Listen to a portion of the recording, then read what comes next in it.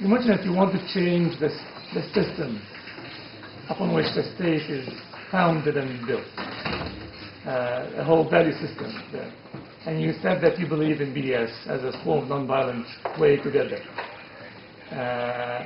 My question is, you have a regime and a citizenry which has this unique mix of disproportionate power and a deep sense of victimhood. Do you think it lends itself, it will allow itself to just dissolve through a process of nonviolent, peaceful transformation due to pressures from within and without?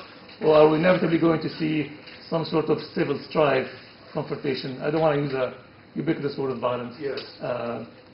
Just as a matter of, where do you see that going?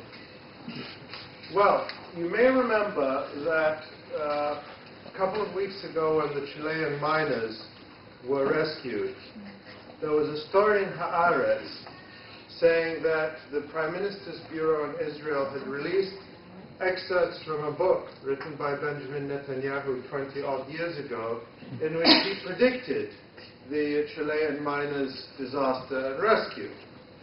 And the point I want to make here is that unlike Benjamin Netanyahu, I do not have a crystal ball, and I cannot foretell the future. However, what I want to say is that we can only look at situations that have some parallels. Let's be clear that no situation is identical. But there's a whole field of study of what's called comparative settler colonialism. And if you go and look into that, you find that Israeli settler colonialism has more similarities than it does differences with settler colonialism as it existed in South Africa and in Northern Ireland. These are both places that I've tried to pay some attention to recently, because I think they can tell us something about what might happen. And in both cases, you had regimes that were dominant settler regimes oppressing an indigenous population. In South Africa, it was a settler minority ruling over an indigenous majority. In Northern Ireland, you had a settler-descended majority ruling over a minority, but they were a minority because of the partition, which created an artificial settler majority. In both cases, you now have a post-colonial state. South Africa, you have a state of all its citizens, where you have a universal franchise, one person, one vote. In Northern Ireland, you have a sort of a binational state, what's called a consociational democracy, where it's a liberal consociational state, but at the same time there is some recognition of group, that there are national groups. So these are two possible formulas, or something in between. Both South Africa and Northern Ireland tell us that if you think back to the end of apartheid, or the last period of apartheid, we were told, well, the whites will never give up power. They would rather commit suicide. They will fight to the end rather than give up power. Well, in the end, when they saw that things were not going in the direction they wanted, they cut the deal, the best deal they could. And people say, well, you know, they held on to economic power, and that's true. And that's true in this country as well.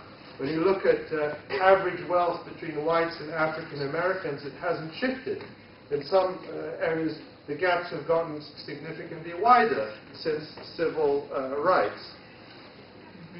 In South Africa, it's much more extreme. But let's be clear, the problems in post-apartheid South Africa are not because of the end of apartheid, they're because of apartheid. And there was no alternative to ending apartheid in South Africa. The alternative was to ending it and addressing the economic inequalities more directly and more aggressively. So that's one lesson we have to learn, that if you have a single state, you can't have Israelis continuing to live a first world lifestyle while Palestinians in Gaza or the West Bank or in the north. I mean, even within Israel today, just the 1948 areas, the poverty rate among Jews is 16%. Among Arabs, it's over 50%. So even within Israel, the inequalities are extreme. When you add in Gaza and the West Bank, it becomes a factor of about 20 to 1 in terms of income inequality. So that's one lesson you have to address very aggressively.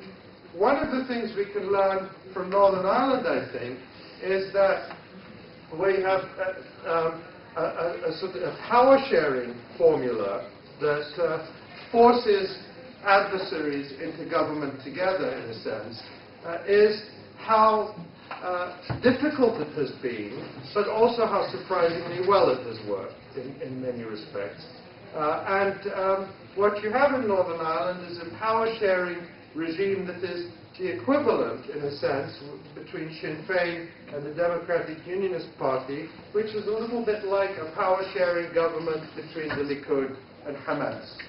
And if you think that's funny or unlikely, well, that's exactly what has happened in Northern Ireland. So these things are possible. They are extremely difficult. But what I like to say, the way I think about it, is that there is a vast gap between what is impossible and between what is very, very difficult.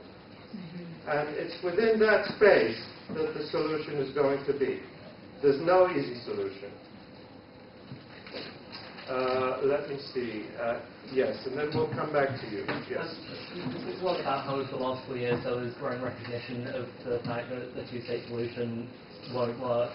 But as far as I can tell, in the efforts by third parties to start negotiations again, usually these are negotiations over reorganizing a two-state solution. So for these third parties like the EU, the US, Russia, have they started changing the kind of dialogue they're trying to start between Israel and Palestine to move towards a one-state solution? The U.S. policy is to pretend that none of this is happening, and to continue as if the negotiations. I mean, it's a farce. It's I don't think anyone involved in it even believes it's going anywhere. So at this point, the focus on process rather than actually getting somewhere is because if the process stops, then you have to say, now what? And the United States is not capable already of saying, now what? So they keep this going. But what is really happening on the ground, I think, is the progressive integration of the country in terms of the physical integration that continues on radically unequal terms. I mean, it is a single state, but with a radical inequality. But that continues apace. I think the other trend is what Israel's very worried about, delegitimization. And it gets it backwards. It thinks people like me are delegitimizing Israel. Now Israel is delegitimizing itself by doing all these things that I have talked about tonight. But the point is that we have seen this shift over several decades that has accelerated. After 1967, here in the United States, Israel was this progressive and liberal cause. You would vote Democratic. You would be in the forefront of the struggle for civil rights, for equality, for all sorts of things, for workers' rights, and you would be an ardent Zionist.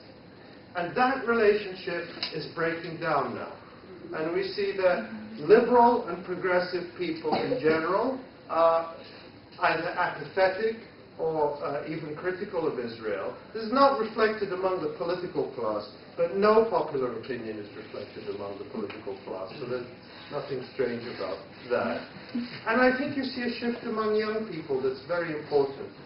You see that the worry among the major Zionist organizations in this country that we're losing Jewish youth. We can no longer get them fired up and excited about Israel. Well, young American Jews are just like any other young Americans. They don't see themselves as being, sure, we all have our cultural particularities and heritage, and that's fine, but they don't see themselves as, they have been beneficiaries of the American system in terms of opportunity, in terms of rights, in terms of empowerment, personal and collective. And so they can't get excited about this idea of